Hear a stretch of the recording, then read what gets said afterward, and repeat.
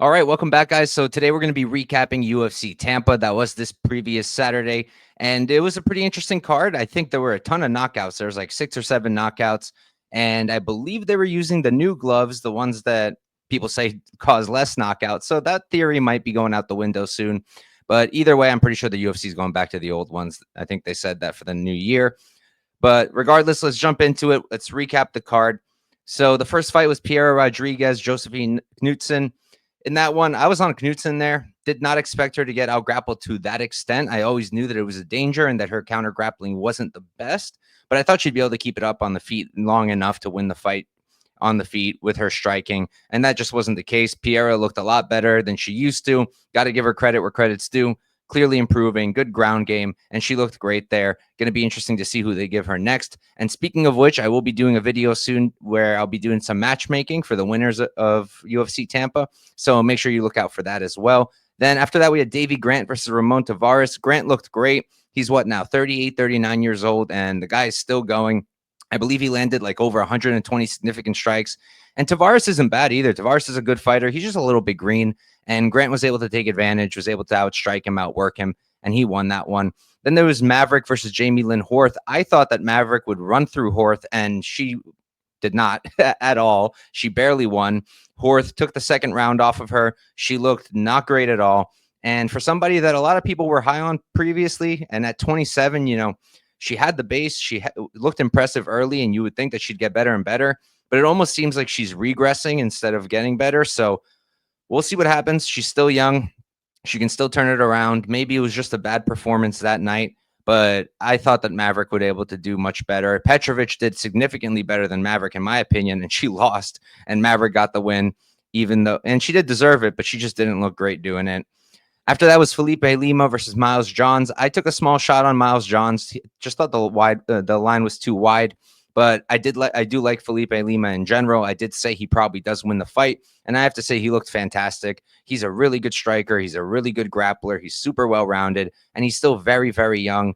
And I think we're going to see a lot of promising things from him. My only confusion is I don't understand what he's doing with the weight classes. He's always been a 135er, and I thought that the reason he went to 145 against Naimov, I believe that was Naimov, was because it was short notice.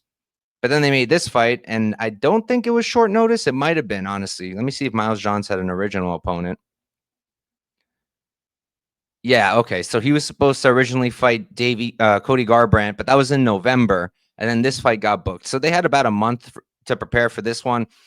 Maybe that's why it was at 145, but I'm not really sure. Lima could probably do well at 145 as well, but I think he'll really stand out at bantamweight, and I do hope he stays there. But he's definitely got a bright future. And Miles Johns looks pretty good too. Lima was just the better guy that night. Sean Woodson versus Fernando Padilla. Woodson looked fantastic. Everyone's been calling him pillow fists literally all last week. Everybody said there's no chance he finishes. I know a lot of people who bet the Padilla finish only prop, and Woodson came out there, got the knockout, looked great doing it.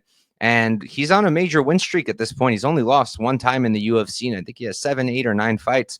So I do expect him to get a higher ranked opponent next time out, probably something more difficult.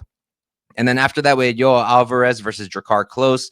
Alvarez is an absolute animal. The way he hurt him, got his head in like a choke, but didn't choke him out, and instead just kept punching him till he dropped, was absolutely crazy. Dude's violence incarnate.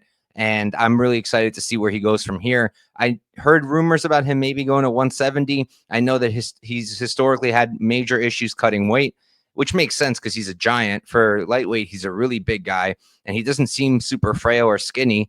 So it makes sense that he has a hard time getting down to 155. But I just hope for his career that he's able to keep doing it, because I don't think he'll do well at 170, but I don't think he'll ever challenge for a title. Whereas in lightweight, I think if he keeps going, he might be able to challenge for a title at some point. And there's some fun matchups you can make with him. And again, I'll talk about those when I do my matchmaking video for this card. And then after that fight, we had Michael Johnson versus Otman Azaitar. Johnson showed there's levels to the game, got a nice knockout. Otman's just super, like he never fights. He's very inactive. So to expect much from him, you can't. And Michael Johnson showed that he's still got it. Dude has always been absolutely elite. He just makes mistakes in fights sometimes, and he isn't all there. But when he's on, and he looked great in that one. After that, it was Navajo Sterling versus Tuco Tokos. I know a lot of people are super low on Sterling now because he didn't finish Tokos. Realistically, the people who are low on him just had KO props and ITD props, and they're just mad that they lost money. But I don't think it's a bad thing. It was his sixth pro fight ever. He's still incredibly green. He's still incredibly new to the sport. And I don't blame him for not being able to finish. He was maybe worried about his cardio. Who knows? But it's a good thing to see a young fighter be able to go 15 minutes. Because if he didn't, if he finished Tugo Tokos in the first round and then got to step up in the next fight, everyone would be saying, oh, he's only got one round of cardio. Oh, he's going to gas out. He's never been past the first round and never been past the second. Now there's proof that he can go all 15. He proved it to himself and to others. And I think it's a good thing. The more cage time at that age, the better. And I think we're going to see good things from Sterling. Whereas Tokos, I think they're probably going to cut. Maybe they'll give him one more fight.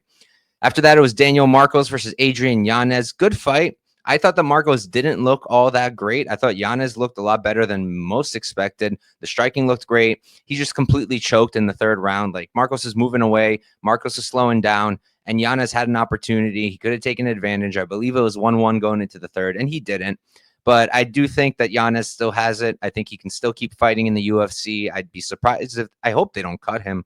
That would be unfortunate. I still think he's a great fighter. And then Marcos, 17-0, undefeated. He's probably going to start getting some big names soon.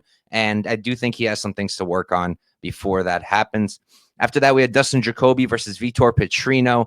That was nuts. So I had a small play on Jacoby by decision, kicking myself that I didn't do like just the money line or like round 3 decision. I just really didn't. I thought realistically Petrino would probably finish him. And then I thought if he didn't, then Jacoby would be live to get the decision. I did not have Jacoby knocking him out in my cards. Jacoby does hit hard sometimes, but doesn't seem to be the hardest hitter. But he put Petrino out cold in that third round, I believe.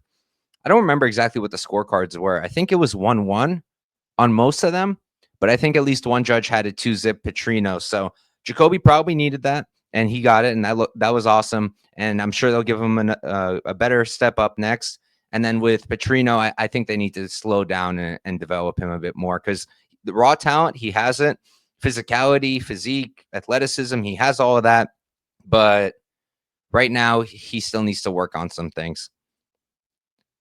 Then there was Manel Kape, Bruno Silva. Manel Kape finally returned to form, looked great. He looked fast. He was having fun in there. Striking was on point. He got the finish. Dana said that he won't get the title shot, which is a little bit disappointing, but I can think of a few fun things you could do with Manel Kape. And again, I'll save it for the matchmaking video, but that was a good performance. Cub Swanson, Billy Quarantillo was an insane fight. I had the over 2.5 there and missed it by 40 seconds because Cub decided to return to form and get the knockout.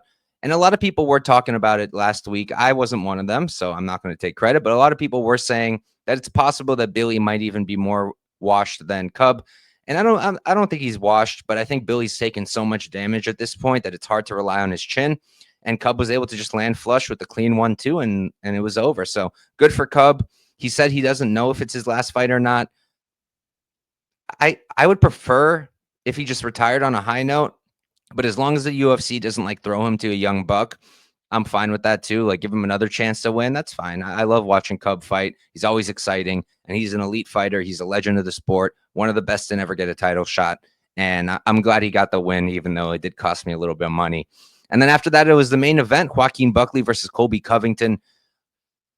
So I don't really know what to make of it. Like this fight was kind of supposed to tell us is Colby washed or not. Maybe a little bit. He's definitely not what he used to be, but he still looked solid. I mean, the durability is there. He took those shots. He got dropped once, but he took all those nasty shots from Buckley. Buckley's insanely explosive, insanely powerful. And the fight only got finished because of a cut. It's not because Colby went out. So the durability is still there. The wrestling is still there. He's not as explosive, but the cardio was there. He just struggled to get on the inside. He struggled to get those takedowns. He did have that one move where he did the spinning kick and it actually landed. I thought that was pretty impressive, but I think Colby's probably going to be done. I don't really know what you can do with him after this. Like you can feed him to another prospect, I guess, for another main event, but he's just going to lose again. So, and like, is he going to want to go and fight steps down after being in the title picture for how many years? I highly doubt it. So I expect Colby to probably retire, but maybe they give him one more. We'll see. For Buckley, though, that's 6 in a row now. He's on a streak. He looked fantastic this year, ended it on a high note. And I think we're going to see some good things from him next year. And I've got some nice ideas of who he might fight next. But that's it, guys. That's UFC Tampa. It wasn't the best card for me betting wise, but it was certainly a fun card to watch. And now we've got a month off, but I will be putting out content. So make sure to keep your eyes out. And thank you guys for tuning in. I'll catch you next time.